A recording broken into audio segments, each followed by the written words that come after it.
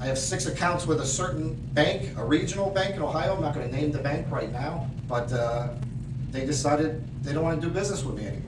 I'm just going to come out and state the obvious. This is pretty concerning, and I don't really see a world in which this has nothing to do with the fact that just a week ago, 2 men from JP Morgan were officially sentenced for manipulating the prices of precious metals over the course of 8 years. The man you just saw speaking is a coin shop owner in Ohio who, without any warning, just had all 6 of his accounts with their bank, including personal ones, closed on him due to what they claim to be fraudulent activity. Now, he did speculate that this may be because he withdraws large amounts of cash every week due to the fact that he buys from the public, which of course makes sense as a coin shop. It's the same thing that a pawn shop would do. But what this could mean is that the banks aren't trying to target coin shops specifically, but rather they're just trying to distance themselves from any business that regularly withdraws large amounts of cash. But what if I told you he's far from the only coin shop owner specifically who is going through this right now? I don't go to the coin shows, but he was just at it, and I was talking about the bank issue, and he told me he heard it many times there from other coin dealers. A lot of coin dealers, apparently, what he heard, are having a lot of problems with banks.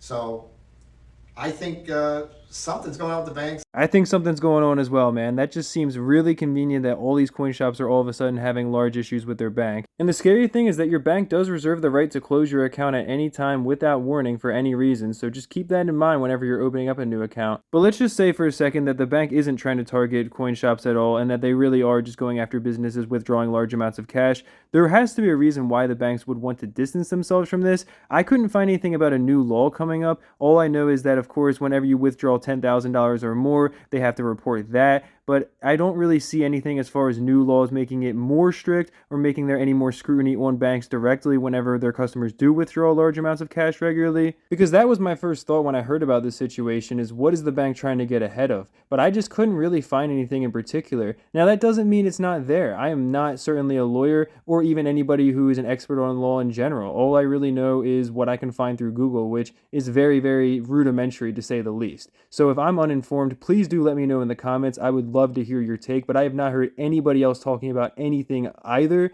and I've not even heard the concept of a new law be brought up whatsoever. But with that in mind, until I hear about pawn shops or other businesses suffering the same fate as coin shop owners, I'm going to have to assume that it is coin shops specifically being targeted right now, which brings me back to the point that 2 people from JP Morgan just got arrested for manipulating precious metals prices for 8 years, and what do they sell at coin shops? Well, you guessed it, precious metals. Therefore, I don't think it's completely unreasonable to say that banks might be targeting individuals who are withdrawing large amounts of cash that they know those people are using to buy precious metals. Now, to be fair, a coin shop owner would be buying coins as well, but I'm sure that does extend to precious metals as well, and their shop itself is going to be selling them also. So those 2 things are facilitating the transactions that allow precious metals prices to rise. This is something that would be bad for other banks that might have been manipulating prices just like JP Morgan was, because if the prices go up too much, those banks will end up being forced to actually accept a loss on those instead of getting to win by shorting the price of the metals. Less than 2 months ago, this article came out discussing how the Bank of America, which isn't exactly known for being a small bank,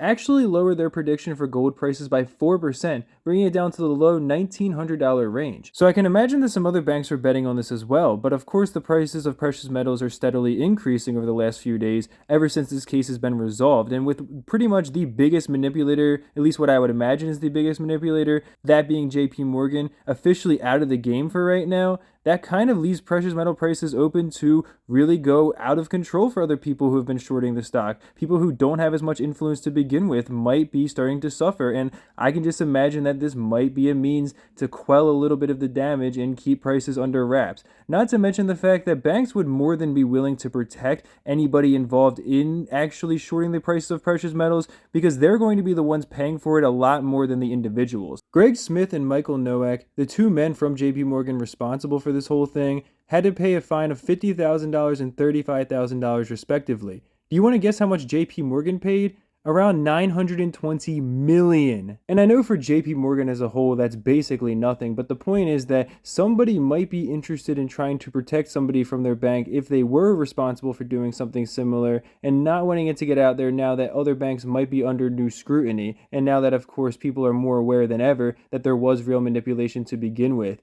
And in all fairness, that heightened interest could mean that other banks are just trying to distance themselves from any businesses that deal with precious metals right now. That wouldn't really make too much sense, but I don't know if it's a guilty by association type of mindset or if it's something where they really are trying to suppress the prices of it from exploding too much by shutting down some of the businesses and also trying to potentially set up a way where they could deflect blame in the future by claiming that individuals were responsible for price increases and decreases, and by trying to make it seem as though JP Morgan is not as responsible as they really were. Because when people don't trust a huge bank like that, then they're not going to trust banks in general. We all know, as the viewers of this video, that the bank is not exactly your friend. But anything out there that makes even more people aware of this is definitely not good for banks as a whole, and it just makes me wonder what exactly is going on here. That's just my speculation, though. I'd love to hear your thoughts in the comments. I do want you to point out anything I said that was stupid. I love learning and I love being challenged as well. I understand that I'm far from perfect.